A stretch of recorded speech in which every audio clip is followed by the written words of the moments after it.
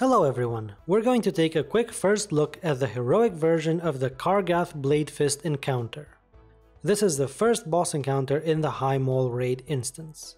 Naturally, everything we say is based on our experience from early beta testing, so things might change before Warlords of Draenor is launched. Before we start talking about the abilities of the boss or of the adds, we have to look at the location of the encounter. This is important for three reasons. First of all around the arena where you fight Kargath, there are stands, and in these stands there are adds that throw down all sorts of abilities that disrupt your raid's performance, and occasionally raid members will have to go up in these stands to clear the adds out. The second important thing to note is that there are two holes inside the floor of the arena, and in each of these holes there is a ravenous blood maw. The ravenous blood maws are chained inside their holes, and if any raid members gets too close to their location, they will maul them, presumably killing them. Avoiding the blood maws is not really difficult though. Thirdly, throughout the arena there are several fire pillars. These are represented by some skulls on the floor. Every now and then a fire pillar will become active, raising up out of the floor and constantly dealing fire damage in an area around it, essentially indefinitely.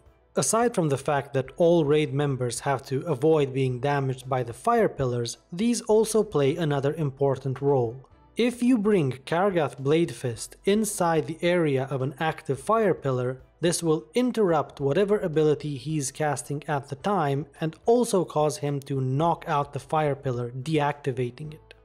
As we will see, this becomes a rather important part of the fight. So let's look at Kargath's abilities first. Fortunately, he only has 4 abilities and none of them are very complex. To begin with, he casts Impale on his current tank. This ability is channeled for 8 seconds, during which time Kargath deals damage every 1 second.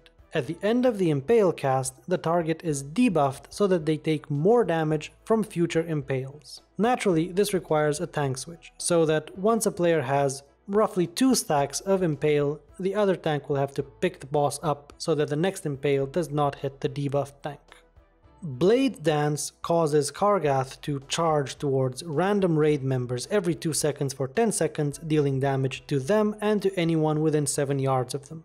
The charges are instant, so avoiding them is not really possible. Instead, everyone should be spread out at least 7 yards apart so that the raid does not take unnecessary damage. What you could say is Kargath's main ability is Berserker Rush. He fixates on a random raid member for 20 seconds and moves towards them, dealing damage to all targets in front of him. Every 2 seconds, the damage that he does and his movement speed increases.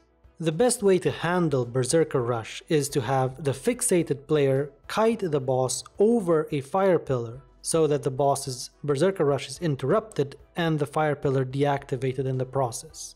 It's also interesting to note that a fixated hunter can feign death to cancel the ability.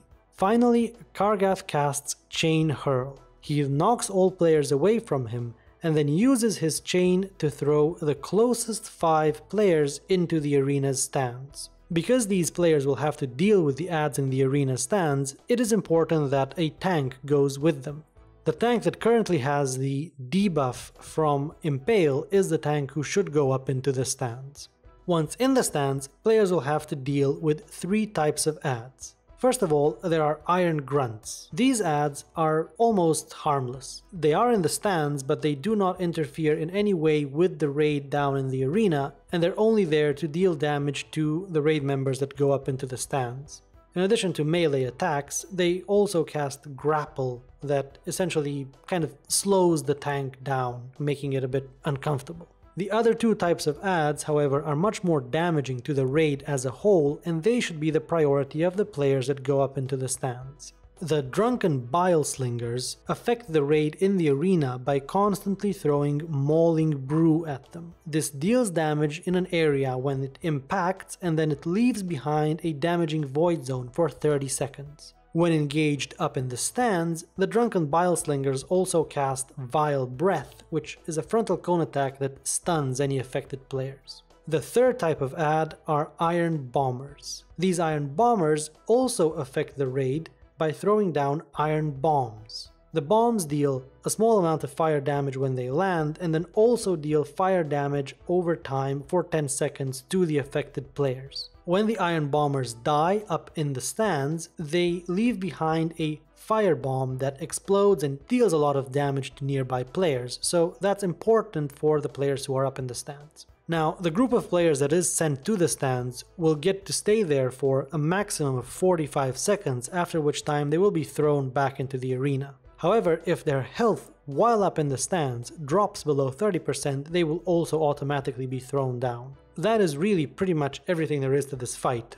It's all about proper positioning and avoiding ground effects down in the arena, and also about the efficiency of the group of players that is sent up into the stands to clear the ads. Once you master these few tasks, the rest should all be about gear level.